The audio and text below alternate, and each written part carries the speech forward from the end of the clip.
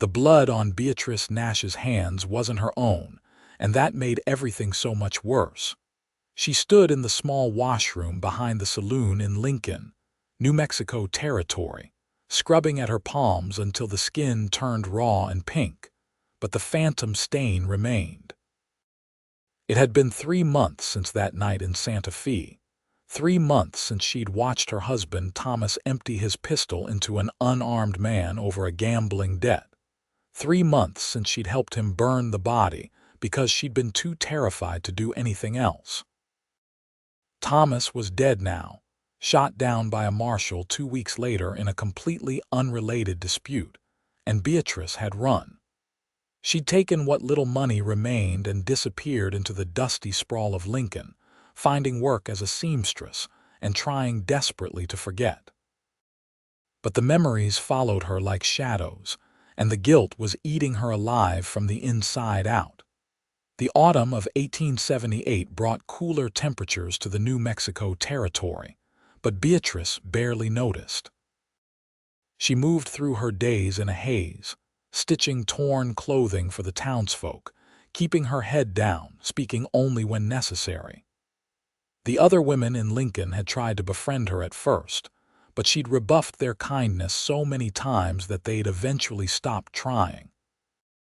It was better this way. She didn't deserve friends. She didn't deserve happiness or peace or any of the normal comforts other people took for granted.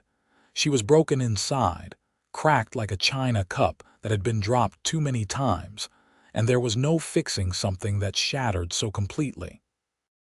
It was a Thursday afternoon when Mitchell Foster first walked into the seamstress shop where Beatrice worked.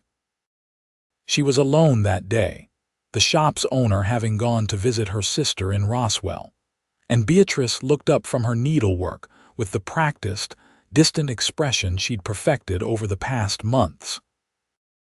The man who stood in the doorway was tall and lean, with sun-darkened skin and dark brown hair that needed cutting. He wore dusty trail clothes and a worn leather vest, and a Colt revolver sat holstered at his hip. His eyes were a striking hazel color, flecked with gold, and when they met hers, Beatrice felt something unexpected flutter in her chest before she ruthlessly suppressed it. "Afternoon, madam," he said, his voice a low drawl that spoke of Texas origins. "I'm looking to get this mended." He held up a shirt with a long tear down the sleeve. "Caught it on barbed wire this morning." "Of course," Beatrice replied, keeping her voice neutral. She stood and moved to the counter, holding out her hand for the garment. "It'll be ready by tomorrow afternoon." "Much obliged." He handed her the shirt, and their fingers brushed briefly. Beatrice pulled her hand back as though burned, clutching the fabric to her chest. The cowboy studied her for a moment, his expression thoughtful but not intrusive. "You new to Lincoln? Can't say I've seen you before." "I've been here a few months," she said shortly, not meeting his eyes. She turned away, busying herself with examining the tear in the shirt.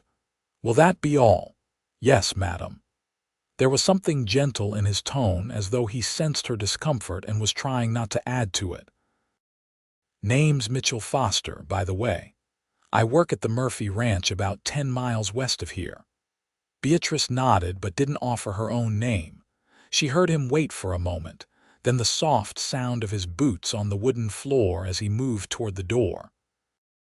The little bell above the entrance chimed as he left, and Beatrice finally released the breath she'd been holding. She told herself she wouldn't think about him, wouldn't wonder about the kindness in his eyes or the careful way he'd spoken to her. But that night, lying in her small rented room above the general store, she found his face drifting through her thoughts as she stared at the ceiling and waited for sleep that wouldn't come. Mitchell returned the next afternoon as promised, and this time Beatrice had his shirt neatly mended and wrapped in brown paper. She'd taken extra care with the repair, her stitches small and even, though she couldn't have said why it mattered. "That's fine work," Mitchell said, examining the sleeve with an appreciative eye. "You can barely see where it tore.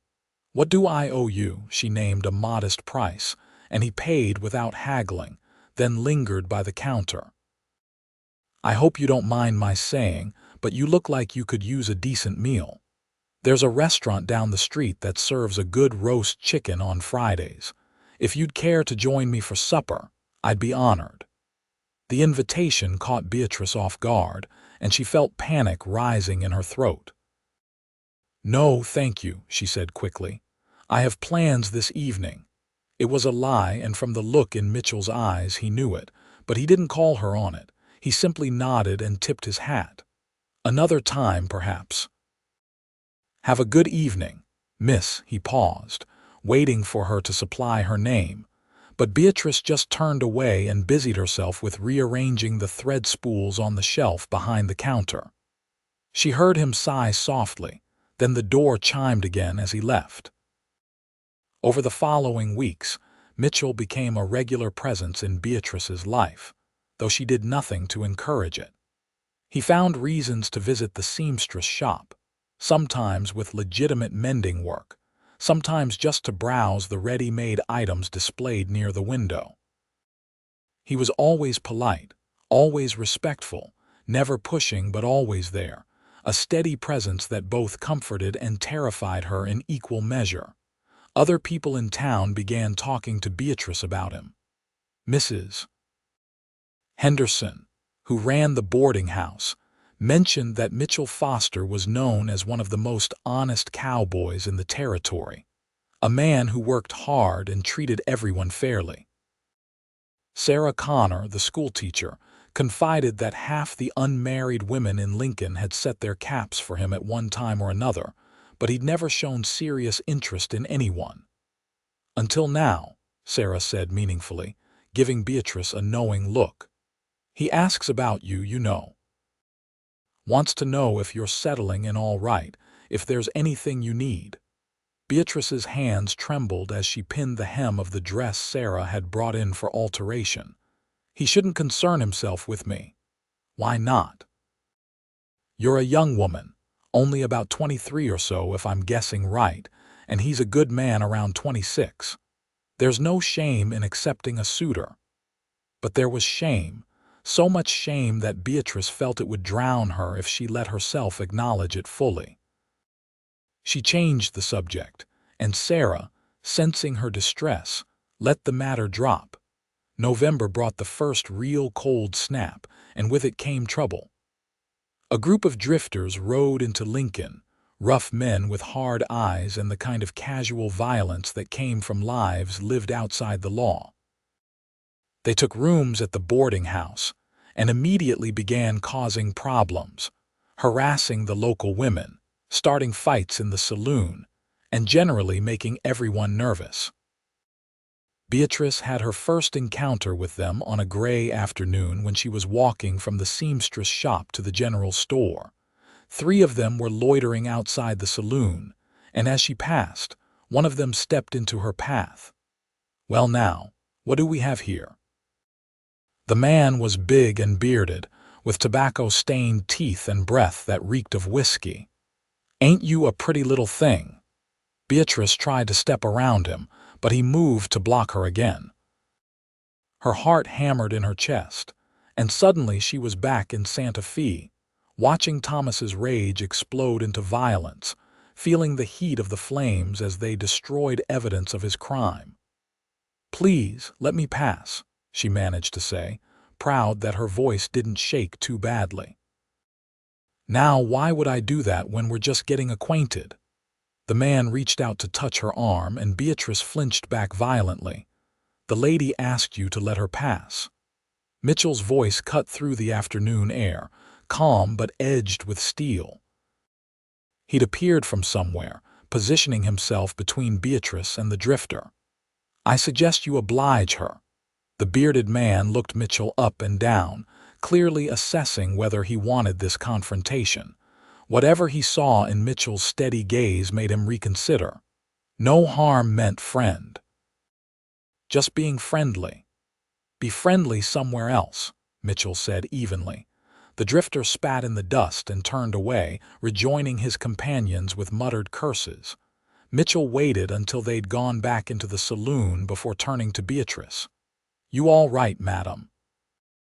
Beatrice was shaking, her carefully constructed walls crumbling. She wanted to thank him, wanted to explain, wanted to collapse against his chest and let someone else be strong for a change. Instead, she nodded jerkily and started to walk away. Mitchell fell into step beside her. "Those men are trouble. Best you don't go anywhere alone until they've moved on." "I can take care of myself," Beatrice said, but her voice lacked conviction. "I'm sure you can." His tone was gentle, but sometimes it helps to have someone watching your back. They walked in silence to the general store, and Mitchell waited outside while she made her purchases.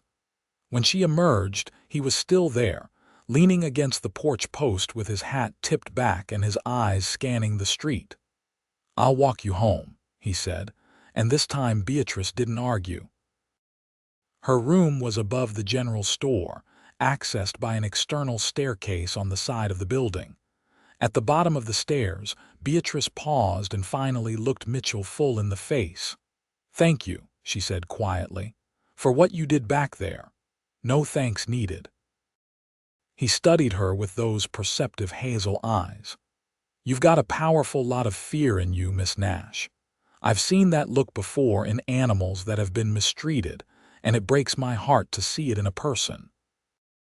The use of her name startled her, and she realized that, of course, people in town would have told him who she was. Her hand tightened on the railing of the stairs. "You don't know anything about me." "I know you're running from something," Mitchell said softly, "and I know you're hurting. I can see it in your eyes every time you think no one's looking." Beatrice felt tears threatening, and she blinked them back furiously. "It doesn't matter. Some things can't be fixed." "Maybe not fixed," Mitchell acknowledged, "but healed, perhaps, given enough time and the right care." She shook her head and turned to climb the stairs, but Mitchell's voice stopped her. "My mother used to say that the things we've done don't define us as much as what we do next. I don't know what's haunting you, but I know you're not a bad person. That much is clear as day." Beatrice didn't respond, just continued up the stairs and let herself into her room, closing the door firmly behind her. But his words echoed in her mind that night and in the days that followed, a small spark of something that might have been hope trying to kindle in the darkness of her guilt. The drifters stayed in Lincoln for another week, and true to his word, Mitchell made sure Beatrice was never alone when she needed to go anywhere. He walked her to and from work, waited while she ran errands, and positioned himself like a protective shadow between her and any potential threat. At first, Beatrice resented the help, felt it was just another reminder of her weakness and inability to manage on her own. But gradually, she began to appreciate his steady presence, the calm assurance he radiated. They began to talk during those walks, brief conversations at first, then gradually longer ones. Mitchell told her about growing up on a ranch in East Texas, about losing his parents to fever when he was 17, about making his way west in search of work and a fresh start. There was a fundamental decency to him that Beatrice recognized and was drawn to despite her best efforts to remain distant. "What about you?" he asked one evening as they walked back from the seamstress shop in the golden light of sunset. "Where do you come from?" Beatrice tensed, her old instinct to lie or deflect rising immediately. But something in Mitchell's open, honest expression made her want to try telling at least part of the truth. "Missouri originally," she said carefully. "I was married young, to a man who seemed kind at first but turned out to be something else entirely. He's dead now, and I came out here to start over." It wasn't the whole truth, not by a long stretch, but it was more than she'd told anyone since arriving in Lincoln. Mitchell nodded slowly, processing this information. "I'm sorry you went through that," he said simply. "No one deserves to be treated poorly by someone who's supposed to love them." The kindness in his voice was almost more than Beatrice could bear. They walked the rest of the way in silence, but it was a comfortable silence, not the strained quiet that had characterized their earlier interactions. That night, lying in her narrow bed, Beatrice allowed herself to think about Mitchell in a way she'd been avoiding. She thought about his patient brown eyes and the way his whole face transformed when he smiled. She thought about his strong, calloused hands and wondered what it would feel like to have them hold hers with gentleness rather than violence. She thought about the possibility of being something other than afraid and guilty all the time. And then she remembered the blood and the flames and Thomas's cold laughter as they'd watched the body burn, and the guilt came crashing back like a wave, drowning that tiny spark of hope before it could fully catch. The drifters finally left town in late November, riding out early one morning without settling their debts at the boarding house or the saloon. Their departure brought relief to Lincoln's citizens, but for Beatrice, it meant the end of her daily time with Mitchell. Without the excuse of needing protection, she had no legitimate reason to see him regularly. She told herself she was relieved, that it was better this way, that she could go back to her quiet, isolated existence without the complication of Mitchell's presence. But the seamstress shop felt emptier than before, and her walks to and from work seemed longer and lonelier. 3 days after the drifters left, Mitchell came into the shop just before closing time. Beatrice looked up from the dress she was hemming, her heart doing that inconvenient flutter that she couldn't quite suppress. "Evening," she said, aiming for casual and landing somewhere near breathless. "Evening, Miss Nash." Mitchell removed his hat and held it in both hands, looking uncharacteristically nervous. "I was wondering if you'd reconsidered my invitation to supper. I know you're not being threatened by drifters anymore, but I was hoping you might join me anyway, just for the pleasure of your company." Beatrice opened her mouth to refuse, the automatic response already forming. But then she looked at Mitchell, really looked at him, and saw the hope and vulnerability in his expression. She thought about the emptiness of her room, the endless nights of staring at the ceiling and reliving her worst moments. She thought about his words about healing and fresh starts. "All right," she heard herself say. "Yes, I'll join you for supper." Mitchell's face lit up with a genuine smile that made him look younger and unbearably handsome. "That's wonderful. How about tomorrow evening? I can pick you up at 6 if that suits you." Beatrice nodded, already second-guessing her decision but unable to take it back now without seeming cruel. 6 o'clock will be fine." After Mitchell left, Beatrice sat alone in the shop for a long time, watching the light fade outside the window and wondering what she'd just agreed to. Part of her was terrified, convinced that letting anyone get close would only lead to disaster. But another part, a small, stubborn part that refused to die completely, whispered that maybe Mitchell was right. Maybe healing was possible. Maybe she deserved a chance at something better than the half-life she'd been living. The next day dragged by with excruciating slowness. Beatrice found herself unable to concentrate on her work, pricking her finger with the needle more than once, and having to redo seams that came out crooked. When she finally closed up the shop at 5:30, she hurried to her room to change into her best dress, a simple blue cotton that brought out the color of her eyes. She studied herself in the small mirror above her wash basin, taking in her too pale face and the shadows under her eyes that spoke of too many sleepless nights. Her blonde hair, usually pulled back in a severe bun, she arranged in a softer style, allowing a few tendrils to frame her face. She looked nervous and young and fragile, all the things she'd tried so hard not to be. Mitchell arrived promptly at 6, cleaned up and wearing what were obviously his best clothes. He offered his arm, and after a moment's hesitation, Beatrice took it, feeling the solid warmth of him through the fabric of his shirt. The restaurant he'd mentioned was small but clean, run by an Italian family who'd come west seeking their own fresh start. The proprietor, a round, cheerful man named Giuseppe, greeted Mitchell like an old friend and showed them to a table by the window. "You come here often?" Beatrice asked as they settled into their seats. "Fair bit," Mitchell admitted. "The food's good, and Giuseppe reminds me a little of a foreman I used to work for back in Texas. Good people, salt of the earth." The meal started awkwardly, with long pauses in the conversation and Beatrice jumping every time someone walked past their table. But Mitchell had a gift for putting people at ease, and gradually, she began to relax.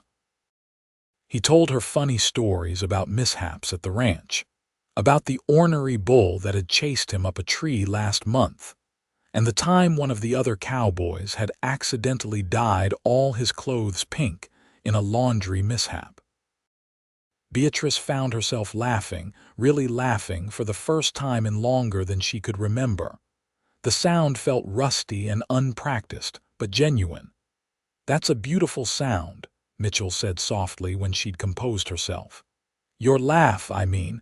I'd about given up hope of hearing it." Beatrice felt heat rise in her cheeks. "I haven't had much to laugh about lately. I'd like to change that if you'd let me." Mitchell's gaze was direct and honest. "I know you're carrying something heavy, Beatrice. I can see the weight of it on you. But I'd like to help shoulder that burden, if you're willing." The use of her first name sent a shiver through her that wasn't entirely unpleasant. She folded and refolded her napkin, trying to find the right words. "I'm not who you think I am," she finally said, her voice barely above a whisper. "I've done things, Mitchell. Bad things. Things I can never take back or make right. We all have things in our past we're not proud of," Mitchell replied gently. "The war turned a lot of good men into killers. Desperation makes people do things they never thought themselves capable of. But that doesn't mean we're beyond redemption." Beatrice shook her head, tears threatening. "You don't understand. What I did, what I was part of, it was unforgivable." Mitchell reached across the table and took her hand in his. The touch sent electricity through her, and she nearly jerked away before forcing herself to remain still. "Then tell me," he said simply. "Tell me what's haunting you and let me help you carry it." For a long moment, Beatrice sat frozen, Mitchell's hand warm around hers.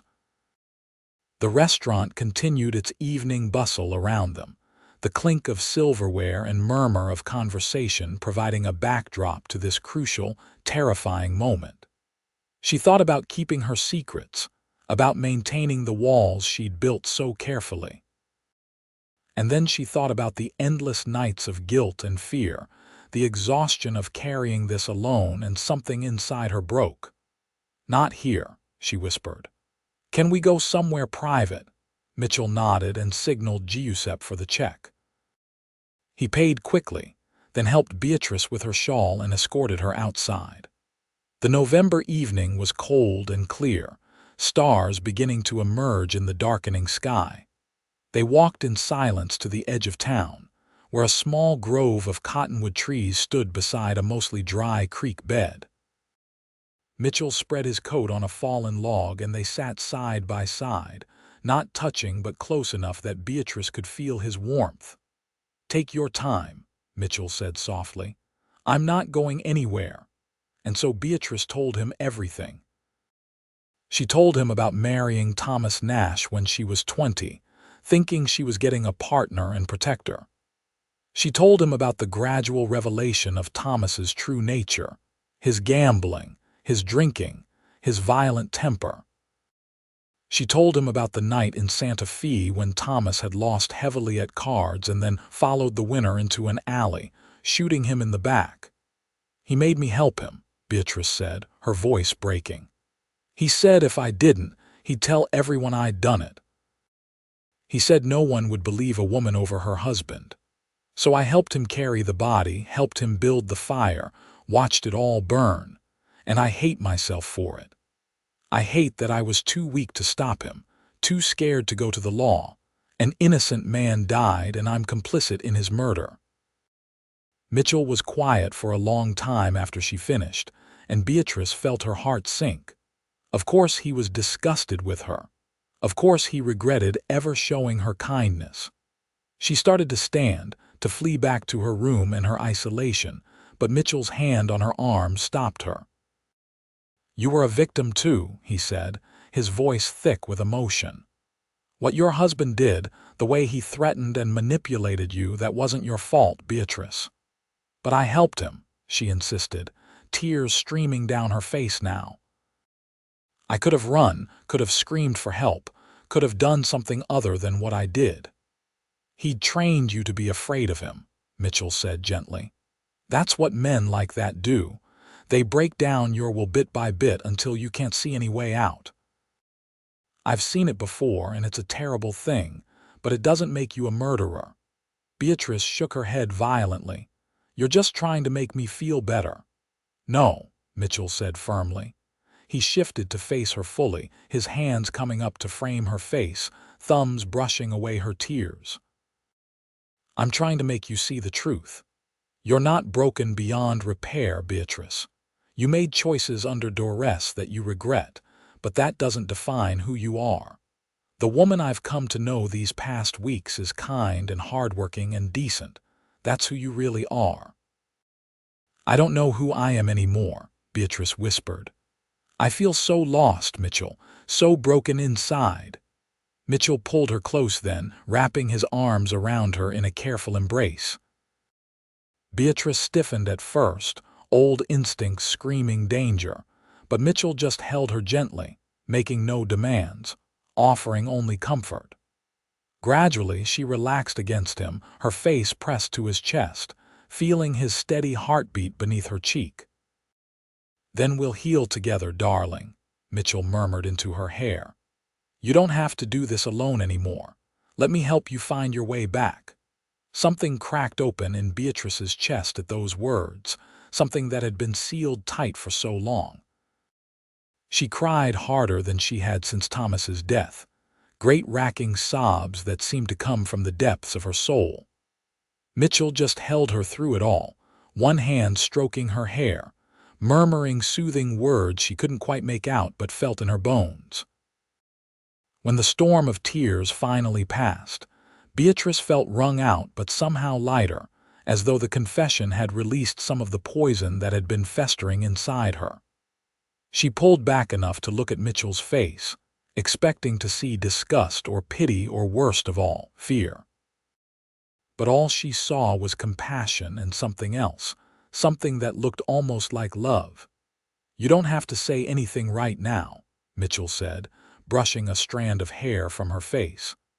"But I want you to know that what you told me doesn't change how I feel about you. I've been half in love with you since the first day I walked into that seamstress shop and saw you trying so hard to be invisible. You're the strongest, bravest woman I've ever met, and I'd be honored if you'd let me stand beside you." Beatrice's breath caught. "How can you say that? How can you possibly want anything to do with me after what I just told you?" "Because I see you," Mitchell said simply. "Not the things that were done to you or the mistakes you made under impossible circumstances. I see your heart, Beatrice Nash, and it's a good heart. Wounded and scared, maybe, but good all the way through." They sat together in the grove until full dark, talking in fits and starts about the past and the possibility of a future. Mitchell told her about his own demons, the things he'd seen and done during the war, the friends he'd lost and couldn't save. He talked about guilt and forgiveness, and the long, hard road of learning to live with yourself after terrible things. "None of us gets through this life clean," he said as they finally stood to walk back to town. "But we can choose what we do with our scars. We can let them fester and poison us, or we can let them heal into something stronger than what was there before." That night, for the first time since Santa Fe, Beatrice slept deeply and dreamlessly, exhausted by emotion but somehow at peace. When she woke the next morning, She felt different, as though she'd shed an old skin and was tentatively trying on a new one. Over the following weeks, Mitchell courted her properly, with a patience and gentleness that never failed to amaze her. He took her on walks along the Bonito River, pointing out different birds and plants, teaching her about the land. He brought her small gifts, nothing expensive but always thoughtful. A particularly pretty stone he'd found on the trail, a book of poetry from the general store, a hair ribbon in a blue that matched her eyes. Beatrice found herself slowly opening up, not just about her past but about her present feelings. She told Mitchell about her hopes to one day own her own dress shop, about her love of reading and her secret dream of learning to ride a horse. Mitchell listened to it all with genuine interest, encouraging her dreams rather than dismissing them as frivolous. The people of Lincoln watched their courtship with approval. Mitchell Foster's good reputation reflected well on Beatrice, and gradually, the other women in town began to warm to her as she dropped some of her defensive walls. She made her first real friend in Sarah Connor, the schoolteacher, who invited her to the church social in early December. "You should come," Sarah insisted as Beatrice fitted her for a new winter dress. "There'll be food and dancing, and it would do you good to be part of the community." Beatrice hesitated, old fears rising. What if someone from her past showed up? What if someone knew about Thomas and what he'd done? But then she thought about Mitchell's words about healing and fresh starts, and she found herself nodding. "All right," she said. "I'll come." The night of the social, Mitchell picked Beatrice up in a borrowed buggy, looking handsome in a pressed white shirt and dark vest. Beatrice wore her best dress, the green one she'd finished just that afternoon, and for the first time in longer than she could remember, she felt almost pretty. The church hall was decorated with pine boughs and candles, and a small group of musicians was setting up in the corner. Tables laden with food lined one wall, and townspeople milled about, talking and laughing. Beatrice felt her stomach knot with anxiety, but Mitchell took her hand and gave it a reassuring squeeze. "I'm right here," he said quietly. "You're safe." They made their way through the crowd, Mitchell introducing Beatrice to people she'd seen around town but never properly met. Everyone was kind, welcoming her without prying questions about her past. When the music started, Mitchell led her onto the makeshift dance floor. "I should warn you," Beatrice said nervously as he took her in his arms for a waltz. "I'm not a very good dancer." "Then we'll muddle through together," Mitchell replied with a grin. "Can't be worse than that time I tried to ride that half-broke Mustang and ended up in the horse trough." Beatrice laughed, and just like that, her nervousness eased. Mitchell was a decent dancer, steady and sure, and he guided her through the steps with patience. As they moved around the floor, Beatrice became aware of how perfectly they fit together, how natural it felt to be in his arms. When the waltz ended and a livelier tune started up, Mitchell led her off the floor to get some refreshments.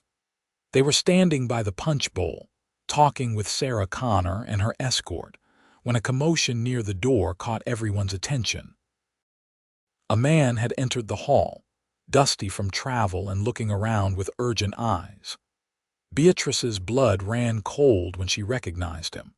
Deputy Marshal Jake Wilson from Santa Fe, a man who'd been investigating Thomas's activities before her husband's death.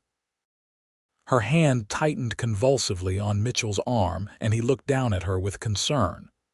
"Beatrice, what's wrong?" "That man," she whispered, feeling panic rise in her throat. "He's a marshal from Santa Fe. He was looking into Thomas's business." "If he recognizes me, easy," Mitchell said softly, moving to shield her slightly with his body. "Let's just see what he wants. No need to assume the worst." The marshal was speaking to Reverend Collins, who ran the church, and after a moment the Reverend nodded and gestured to the crowd. "Folks, if I could have your attention. Deputy Marshal Wilson has traveled from Santa Fe with some news he'd like to share. The hall quieted and Wilson stepped forward, removing his hat. Evening, everyone. Sorry to interrupt your festivities. I'm looking for a woman named Beatrice Nash, formerly of Santa Fe. I have information regarding her late husband that she needs to hear. Beatrice felt the floor tilt beneath her feet.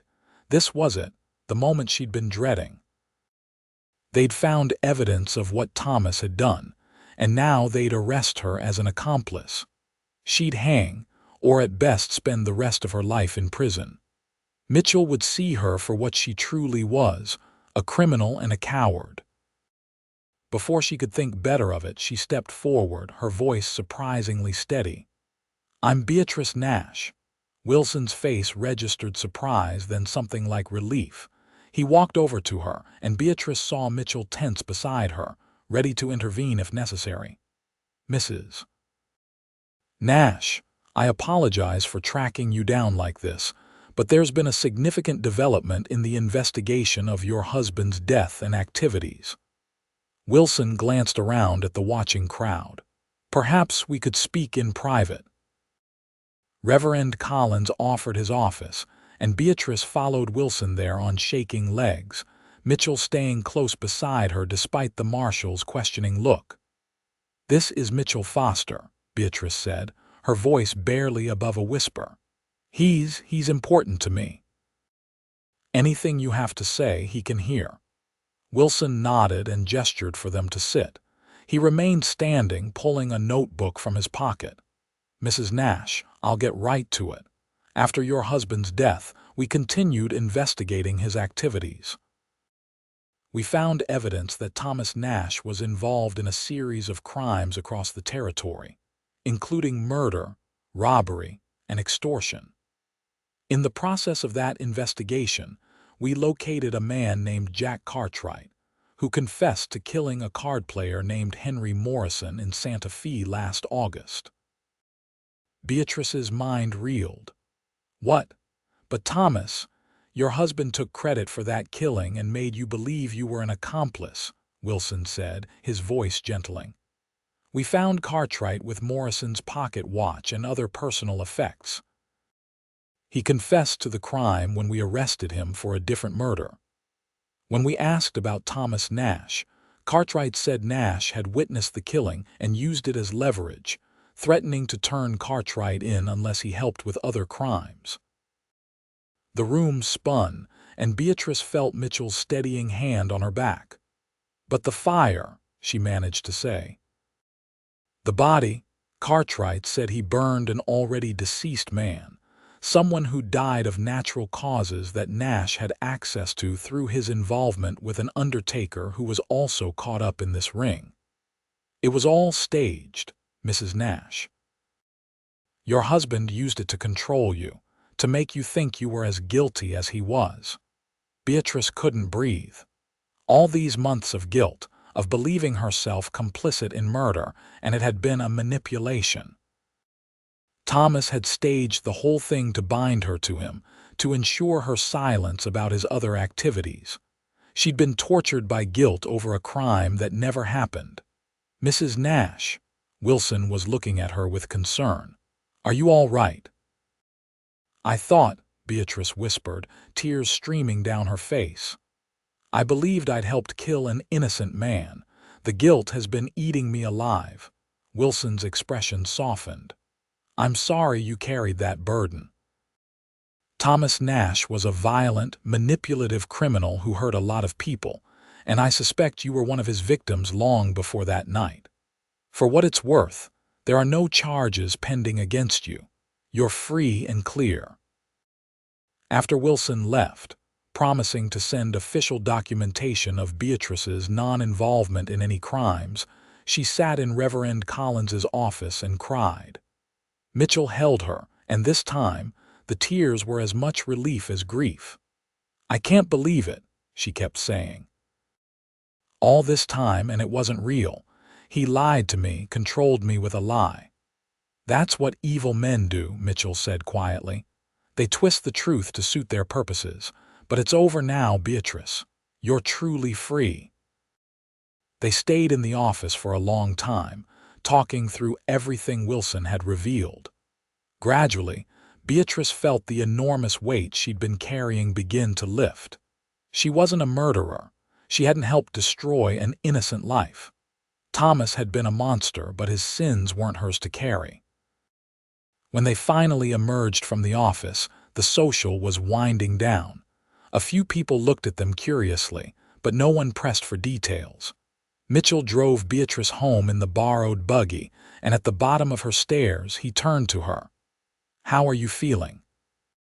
he asked, brushing a strand of hair from her face. "I don't know," Beatrice admitted. "Relieved, certainly. Angry at Thomas for what he did to me.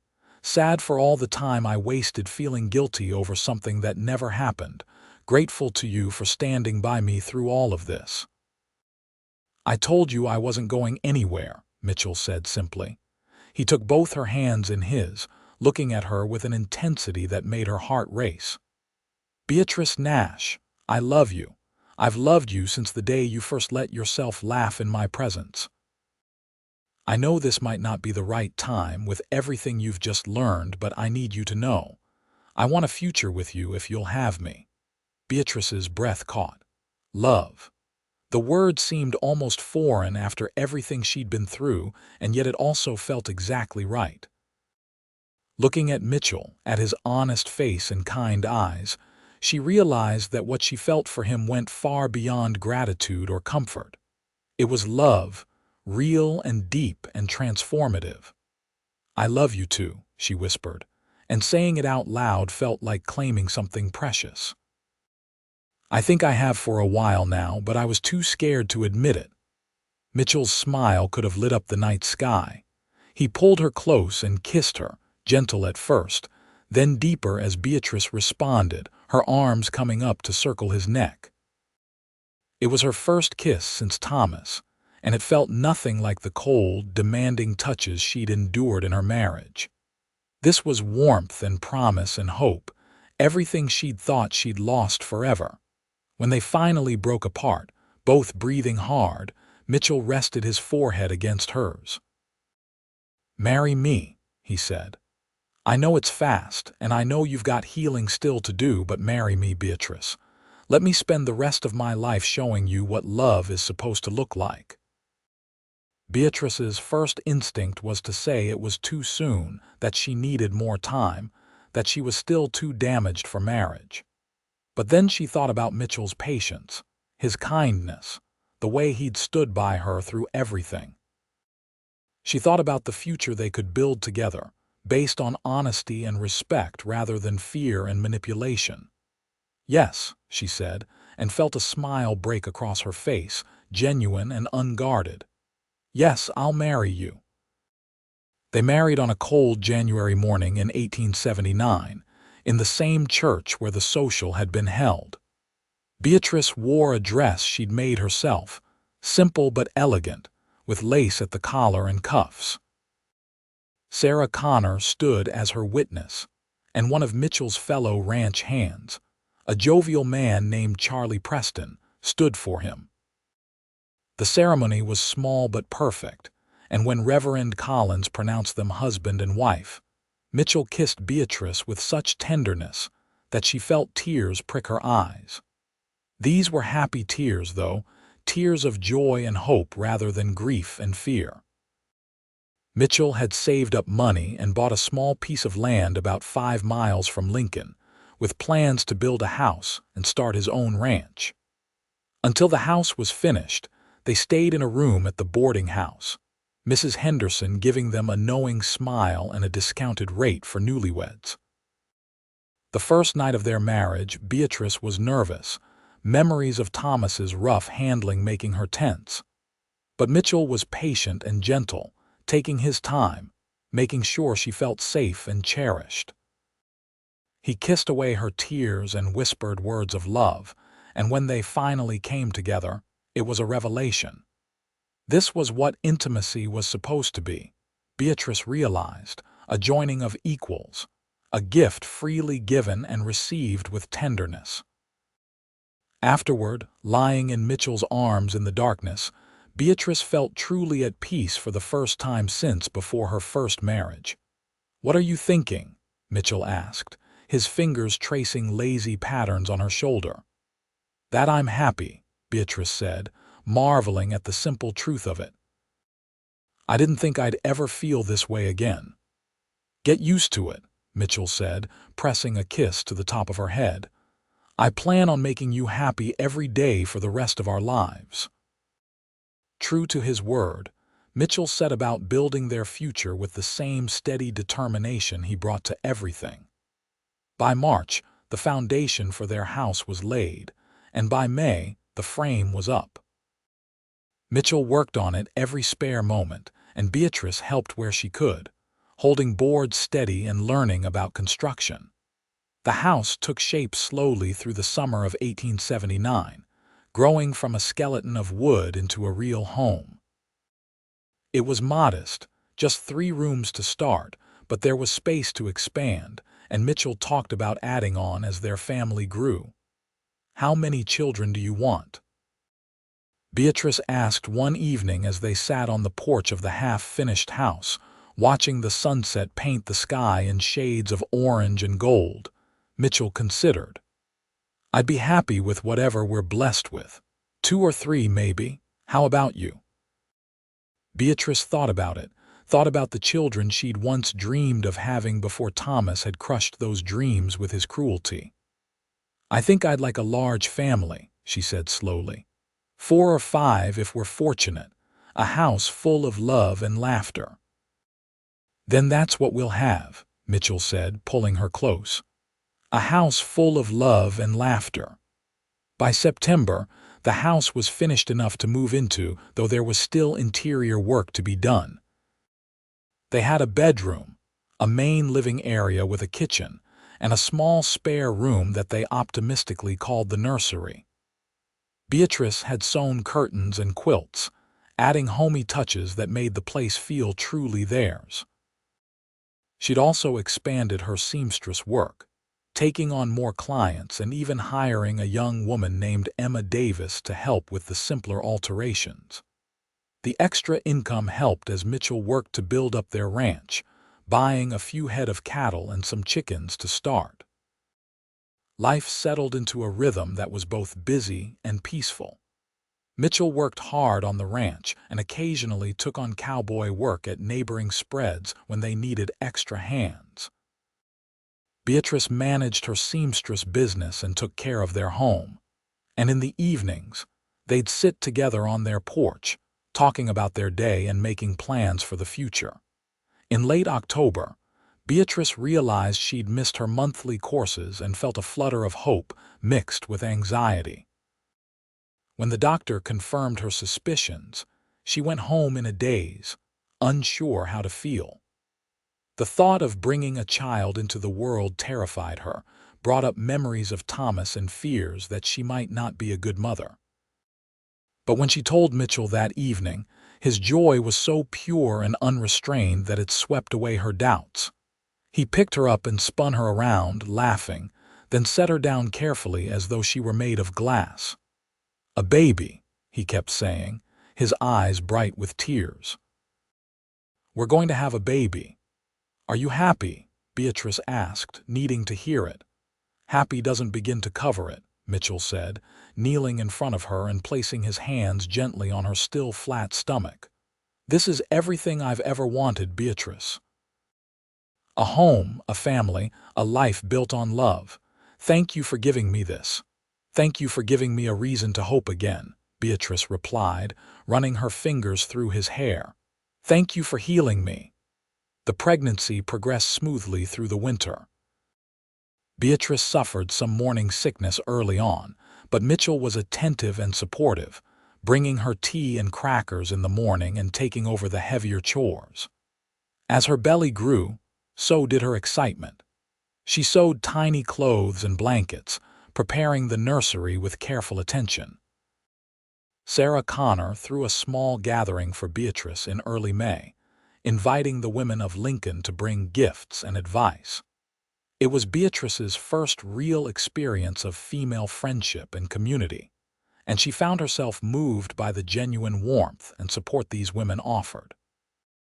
"You've come so far," Sarah said quietly as they watched the other women chat and laugh over tea and cake. "When you first came to Lincoln, you looked like a ghost, barely present. Now look at you, glowing with happiness and life." Beatrice placed a hand on her swollen belly, feeling the baby move beneath her palm. "Mitchell saved me," she said simply. "He showed me that healing was possible, that I deserved love and happiness. I'll be grateful to him for the rest of my life." The baby came on a hot June day in 1880, after a labor that lasted through the night and into the next afternoon. Mitchell stayed with Beatrice the whole time, holding her hand, encouraging her, never leaving her side despite the midwife's suggestion that he might be more comfortable elsewhere. When their son finally entered the world with a lusty cry, Beatrice felt a love so fierce and immediate that it took her breath away. The midwife cleaned the baby and placed him in Beatrice's arms, and she stared down at his tiny, perfect face in wonder. "He's beautiful," Mitchell said, his voice choked with emotion.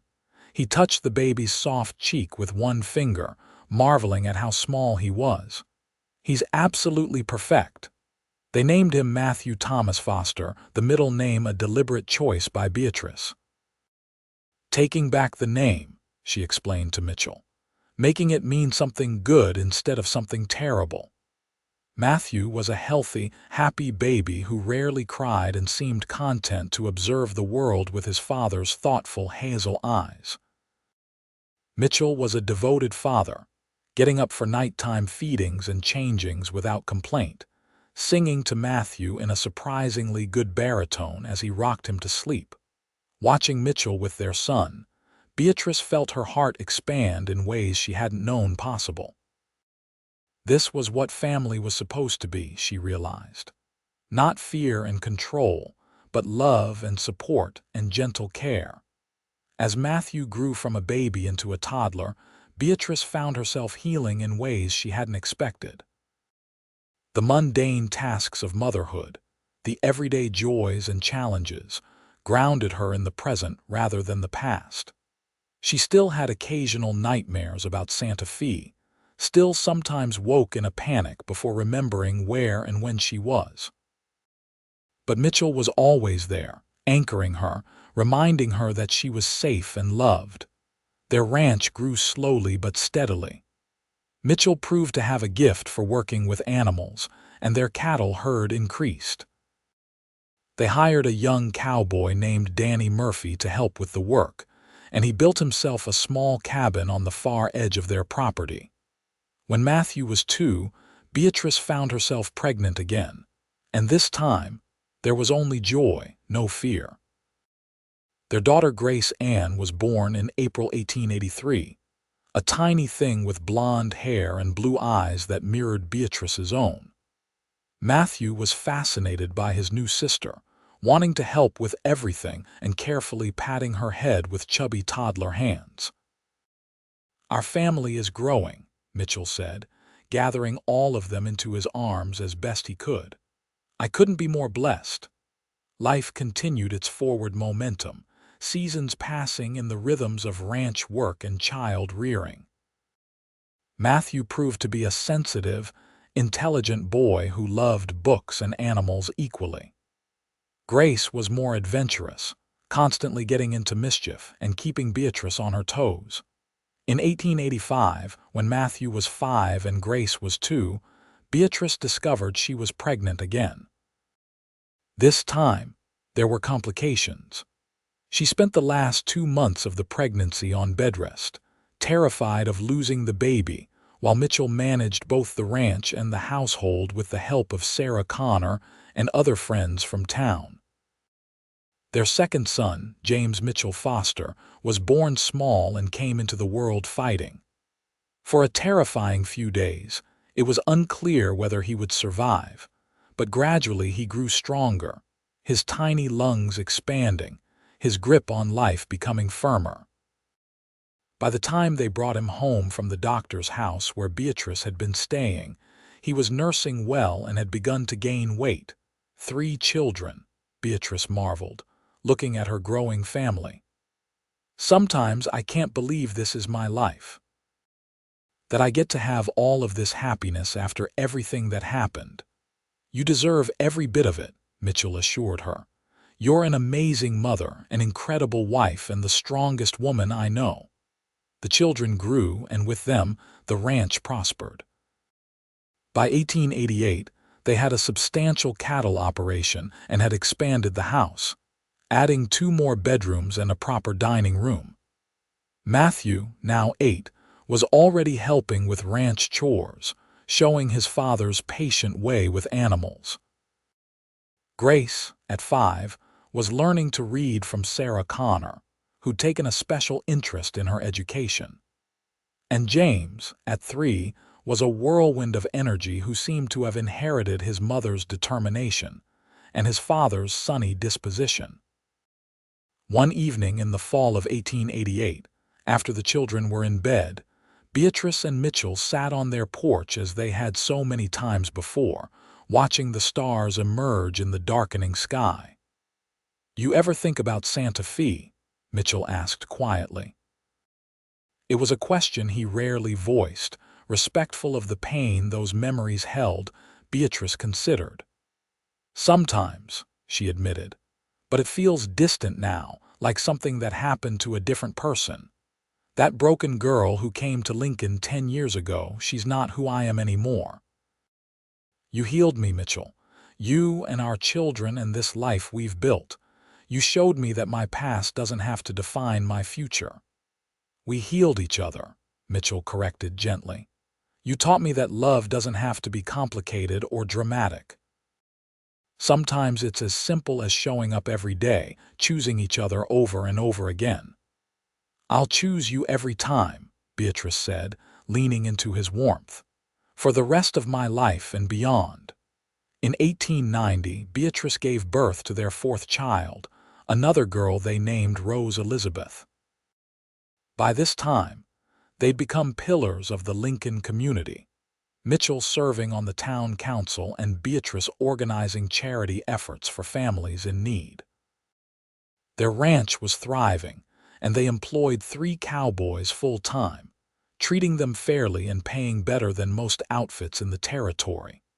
Matthew grew into a serious, thoughtful young man who talked about becoming a veterinarian.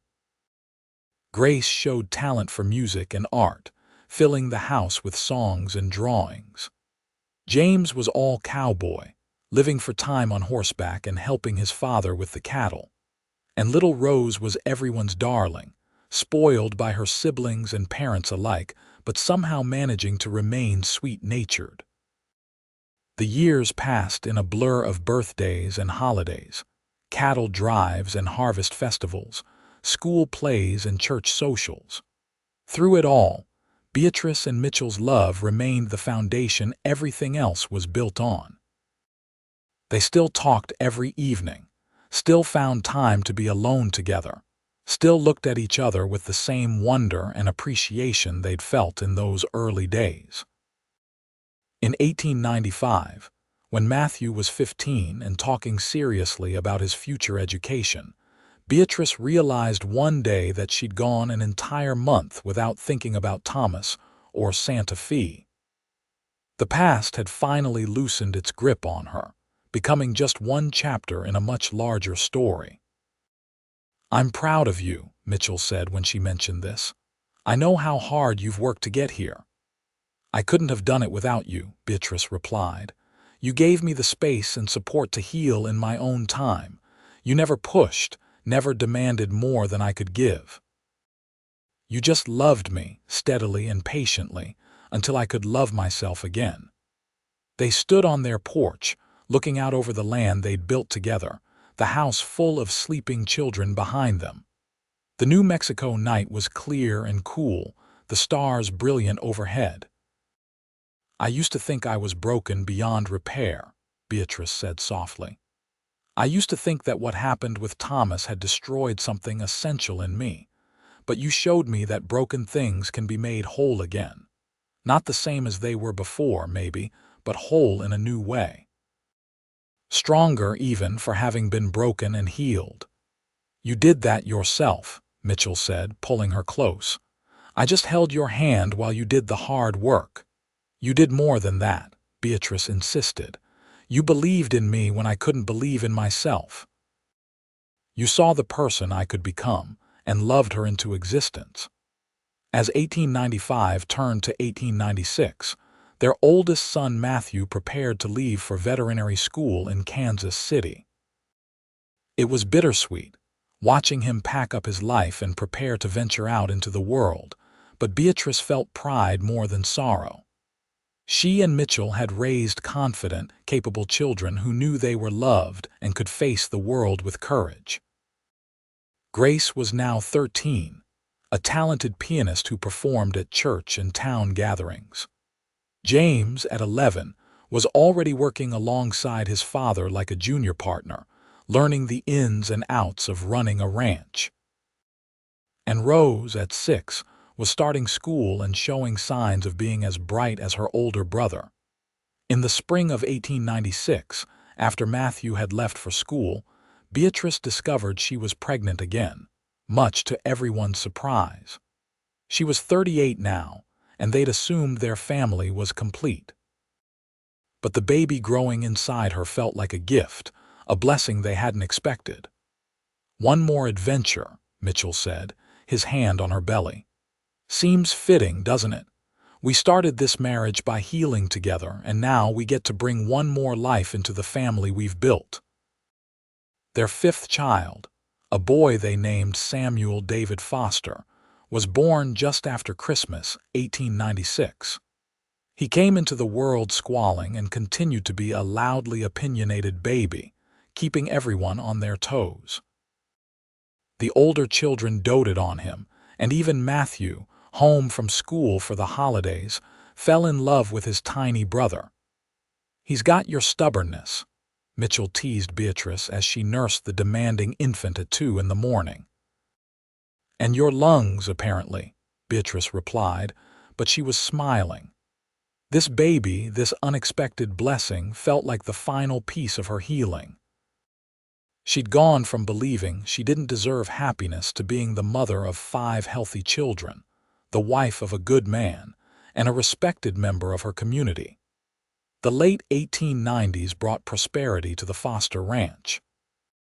Mitchell's careful management and fair treatment of his workers meant he could keep good cowboys year-round, and their cattle operation was one of the most successful in the region. They'd expanded the house again, adding a second story with more bedrooms and a proper bathroom with running water, luxuries that would have seemed impossible back in those early days. Beatrice's seamstress business had evolved into a full dress shop in Lincoln, run mostly by Emma Davis with occasional input from Beatrice.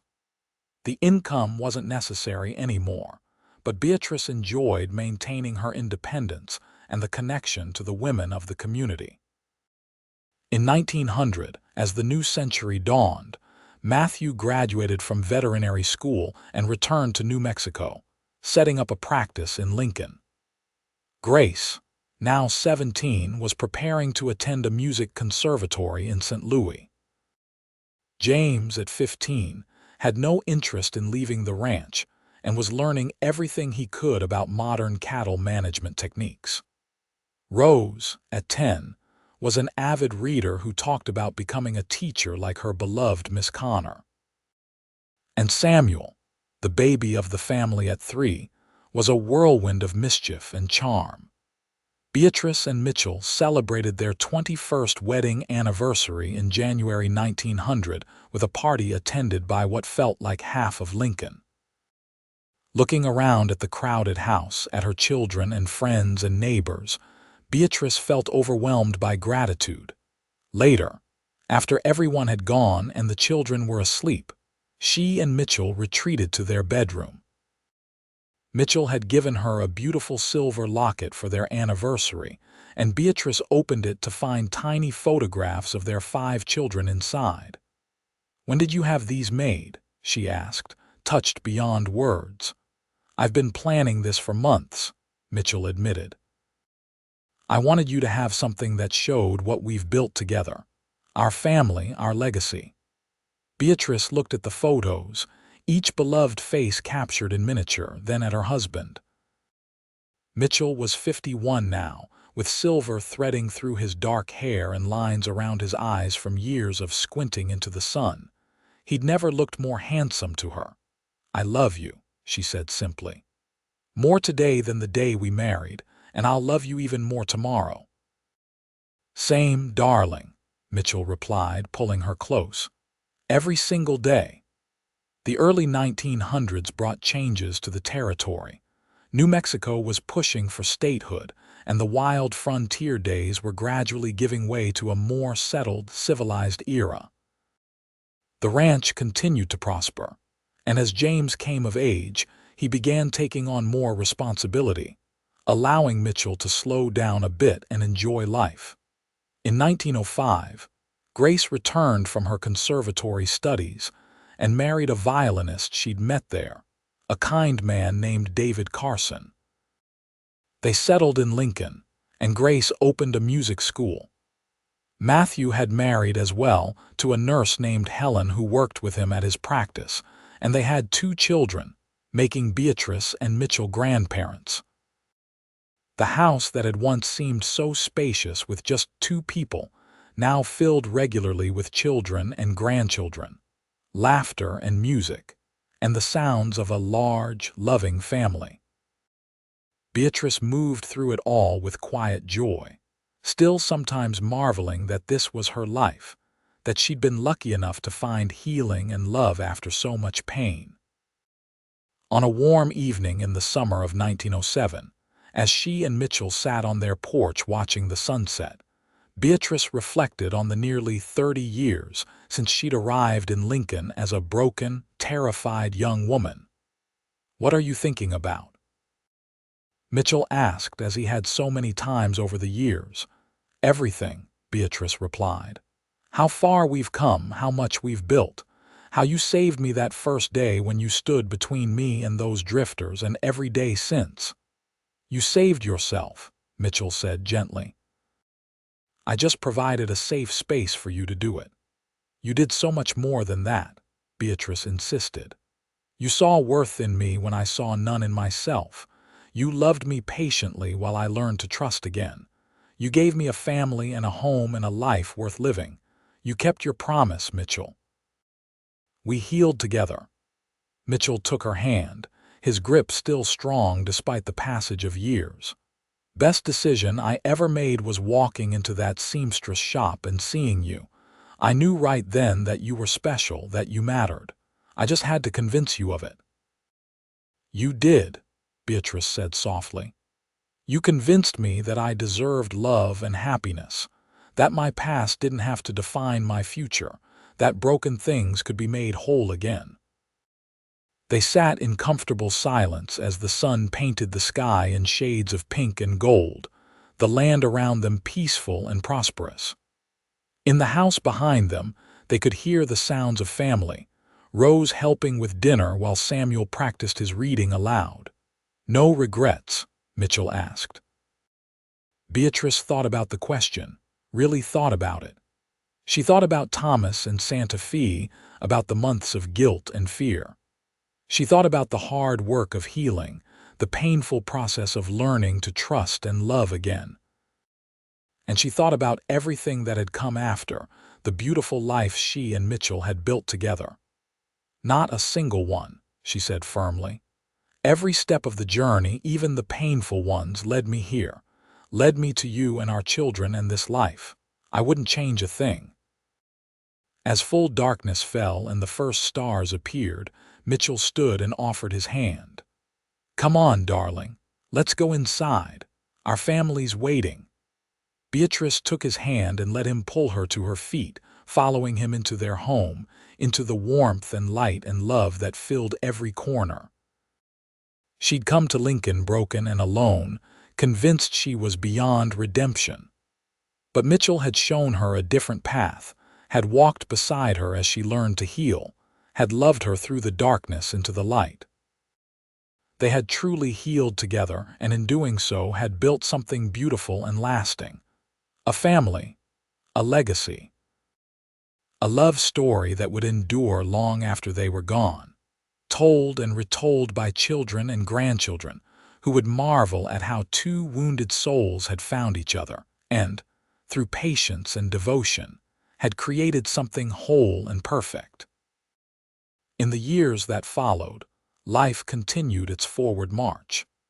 James married in 1910 to a rancher's daughter named Catherine, and they took over more of the day-to-day operations of the ranch. Rose graduated from teaching college and returned to Lincoln to teach at the school she'd attended as a child. Samuel, the baby, grew into a thoughtful young man with a talent for business, helping to modernize the ranch's operations and expand into new markets. Matthew's veterinary practice thrived, and Grace's music school became renowned throughout the territory. Mitchell and Beatrice watched their children flourish and their grandchildren grow, feeling the deep satisfaction of a life well lived. On January 15, 1912, Beatrice and Mitchell celebrated their 33rd wedding anniversary. They were both in their 50s now, slowing down but still healthy and active. The house was full that day. All 5 children and their families gathered to celebrate. After dinner, when the dishes were cleared and the grandchildren were playing in the front room, Beatrice's children presented her and Mitchell with a gift. It was a photograph, professionally taken, of their entire family, all 3 generations together. "So you'll always remember," Matthew said, his voice thick with emotion. "So you'll always know what you built together." Beatrice looked at the photograph through tears, seeing the faces of her children and grandchildren, all of them healthy and happy and loved. She thought about that broken girl who'd arrived in Lincoln so long ago, certain she deserved nothing good. And she thought about the man who'd refused to accept that narrative, who'd loved her into wholeness.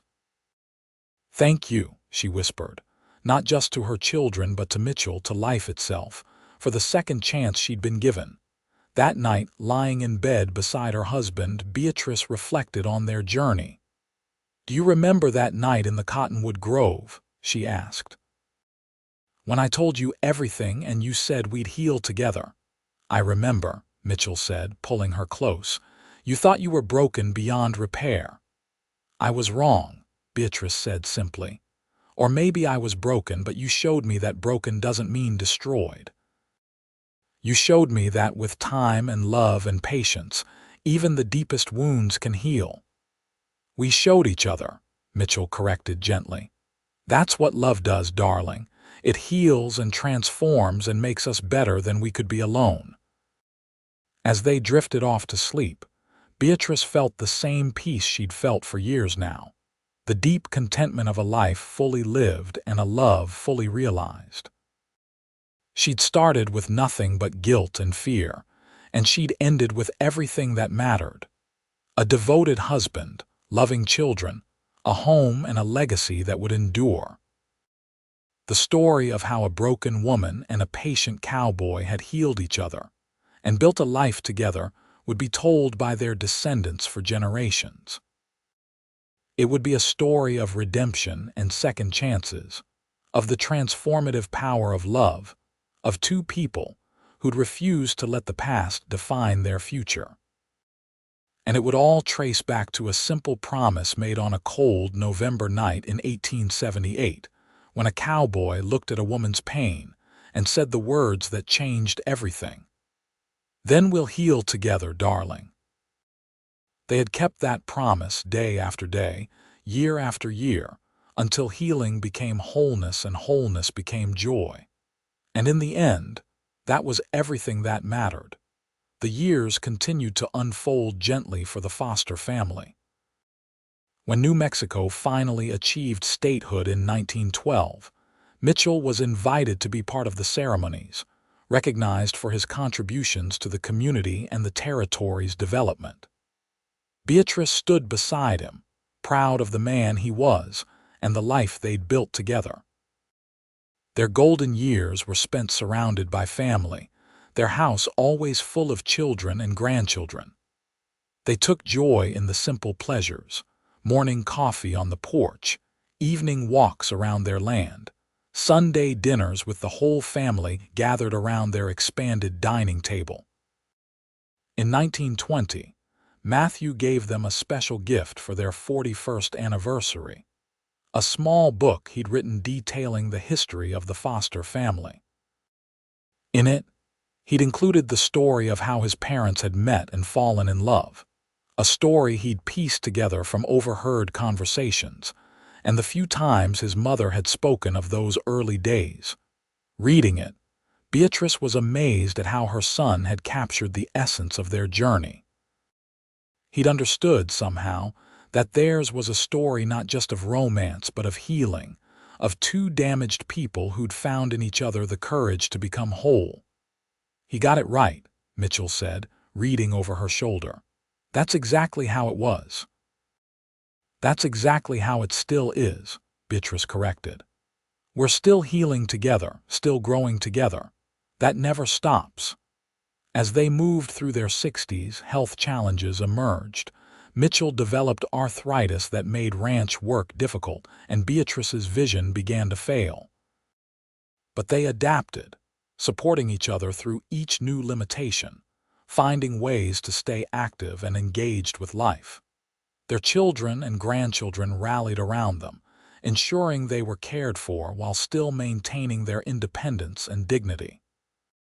It was a testament to the family culture Beatrice and Mitchell had created, one of mutual support and unconditional love. In the spring of 1928, as Beatrice approached her 70th birthday, she found herself reflecting on the incredible arc of her life. 70 years, nearly 50 of them spent in New Mexico, nearly all of them happy. It seemed impossible that she'd once been so lost, so certain that happiness was beyond her reach.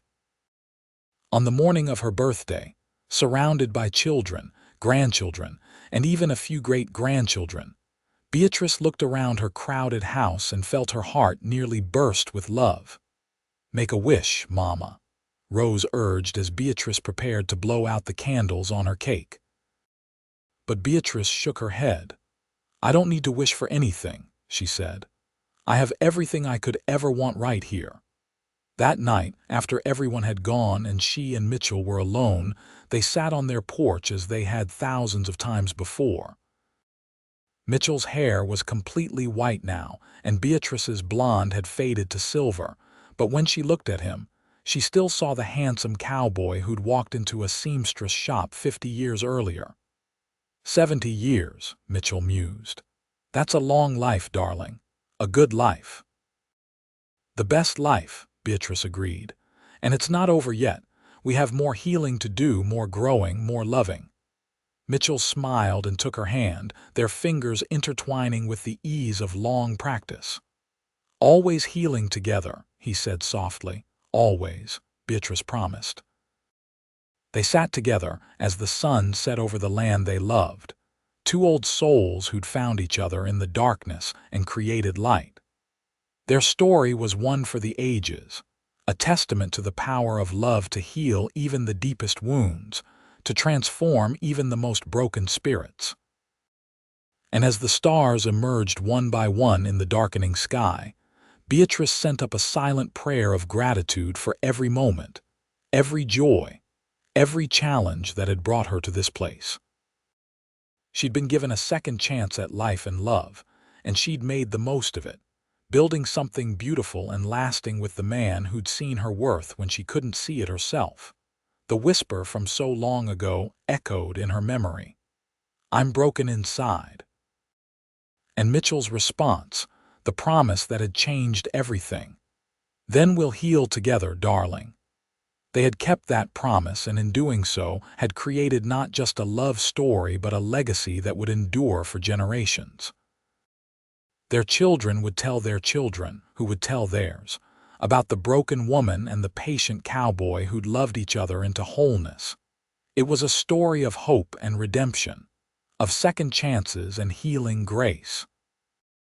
It was a story of the American West at its best, of people building new lives in a new land, creating families and communities bound by love and mutual support. Most of all, it was a story of love, the kind that endures through hardship and time, the kind that transforms and heals and makes all things new. Beatrice and Mitchell Foster had found that kind of love in each other, and they'd spent a lifetime honoring it, nurturing it, and allowing it to grow into something greater than either of them could have imagined. As full darkness fell and the chill of evening set in, they finally rose and went inside, Mitchell's arm around Beatrice's shoulders, her head resting against his chest. Behind them, the land stretched out peaceful and prosperous, a testament to decades of hard work and love. The door closed softly behind them, shutting out the night, enclosing them once more in the warmth and light of the home they'd built together. And in that moment, in that place, with that person, Beatrice knew a completeness that transcended words. She had been broken. They had healed together.